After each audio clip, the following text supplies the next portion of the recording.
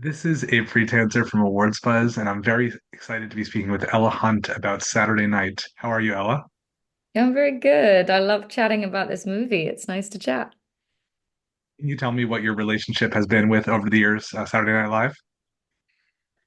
I mean, this movie was really a crash course in SNL for me. I'm a Brit, as you can tell. And I didn't grow up watching Saturday Night Live. Um, I I was aware of famous sketches or like important celebrity monologues and certainly was very impacted by so many of the careers it launched. Like I absolutely adore Kristen Wiig and Maya Rudolph and Bridesmaids was a favorite film growing up. But I had no I had no understanding of the careers that it had launched or that it was really the launch pad for so many of these people that I'm obsessed with and knew nothing about Gilda. So, what interested you in the role? I mean, it's Gilda Radner. And as the moment I looked her up, it was just clear that this was an extraordinary person and a comedic icon. And I remember saying to my partner that this audition had come through and him being like, "Who? You're auditioning to play who?" Um, and him being like, you have to do this, and my agent being similarly enthusiastic. And I was very hesitant. I'd heard about this project and I'd had friends who had auditioned for other roles, and I remember thinking when they were auditioning, I'm not surprised this hasn't come through for me because I'm not a comedian.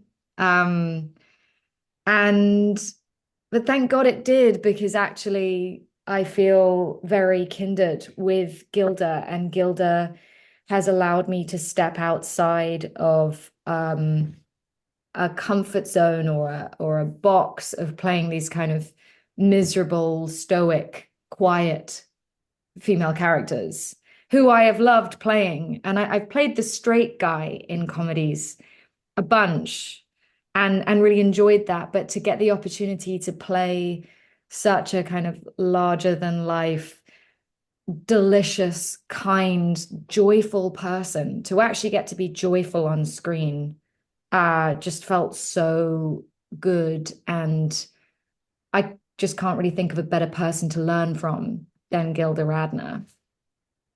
What did you like most about her as you were discovering her work? Um, Two things. She just the breadth of characters and her ability to inhabit so many different like elements of herself um was just such a delight to play. She really used every element of her being for comedy, but she also had this incredible gift of empathy. She's an incredibly empathetic person, and that was something that the more I scratched the surface, the clearer it became that that was kind of the source of everything.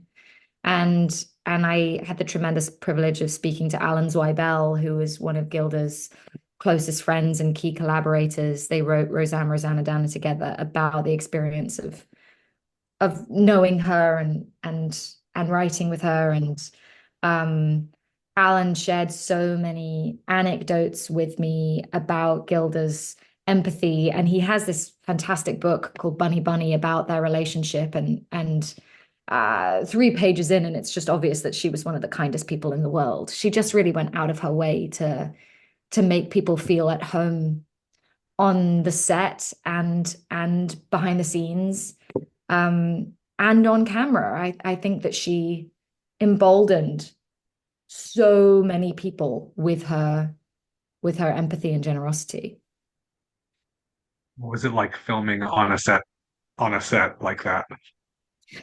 The soundstage was just extraordinary. The attention to detail, and the way that it was matched by such loving performances from a cast of like 80 plus actors and background actors who had been handpicked by Jason. It was just it was a really uncanny set. Like it we've had people who work at 30 Rock see pictures of the set and go, "Were you shooting at what? Were you shooting there?" We're like, "No, we were on a soundstage in Atlanta." Um, so yeah, it was just like a hyper immersive experience. I've never been on a set with that much detail. And the fact that the whole thing was dressed. So you'd open a cupboard and there would be like 1975 sweets and a tab and like everything was to be engaged with. Like in the makeup room, there was 1970s Gucci makeup that someone had sourced. So it just was like a treasure trove of things that you could engage with. What was it like to work with Jason Reitman? I've been a fan of Jason since I was a kid. Juno was a film that meant so much to me, and and I remember even just getting to meet him in my callback when I was auditioning for Gilda. Um, Felt like such a special thing. I was like, I am getting to meet one of my filmmaking heroes. That's really cool. Um, and then and then working with him, even just in that audition, was such a like striking experience of working with a director who is just incredibly confident. He really knows what he wants, and he has a very lovely, direct way of speaking to actors. Um, there's kind of a no bullshit layer that I really appreciated. And then as we were building or like crafting Gilda together, um, he I think he had this like keen awareness of what daunting shoes they were to step into for not just me, but for all of the not ready for primetime players. We're playing these icons, and I feel like he was able um to ground us in this not being a biopic where we had to know every single detail of their life, but instead to try and like hone in on what he believed was the essence of each of these characters, and to give us the space to find the elements of ourselves that we shared with these people. So Gilda's empathy was really the thing I zoomed in on, that and her voice, because her voice is so distinctive, and it really affected the way I moved and the way my face moved. Um, but yeah, I just loved working with Jason, and it really was like a bucket list thing for me to get to work with Jason. I know that Gilda definitely has her devoted fans. Do you have any sense of how they feel? Have you read how they, what they think of your performance? Um, I I had really prepared myself for criticism with this film just because Gilda is so beloved and no one is going to Gilda how Gilda Gildas. Um, but I've been so touched by the way that people have received our my portrayal of her, and I'm very grateful that people feel like they've seen glimmers of her in me. I think her joy and her spirit is something that we need right now, and getting to play that meant a lot to me. Well, I don't think there's any fan base I've seen that's quite as enthusiastic as the one for Dickinson, which I I mentioned know. in the recording that we spoke a few years ago. And certainly, like the relationship, the Sue Emily relationship, people are just so into that. How does that role, continue to live on with you a few years after it ended? Oh, that's a lovely question.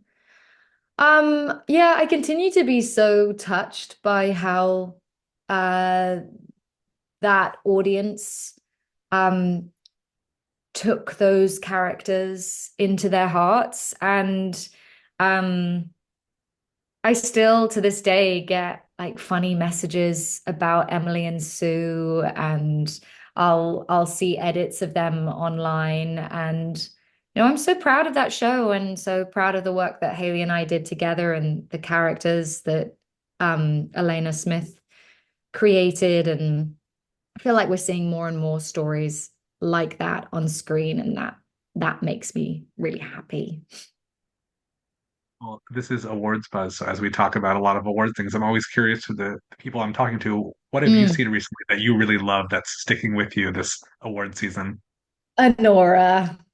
Oh, I just instant classic from moment one. I just Mikey Madison is just extraordinary in that film.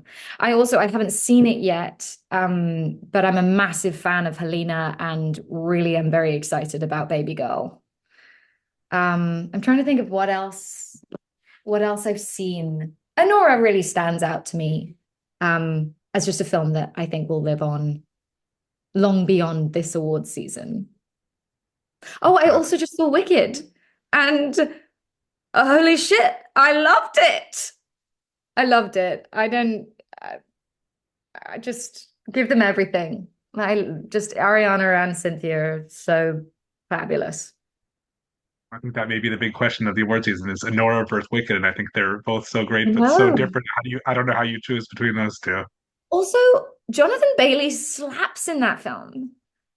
It's such a shock to me. I came for Ariana and Cynthia and left going, wow, he really smashed that. Well, what's next for you? We'll see. I can't really talk about it right now. But I'm a musician and I'm working on music and have plans to release new music in the new year. And one of my hopes for next year is that I'll be touring some. That's the goal.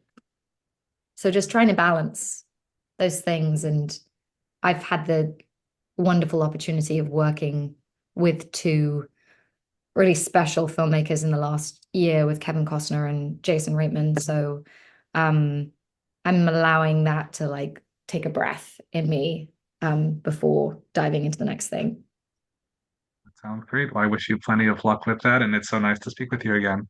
It's so nice to chat with you.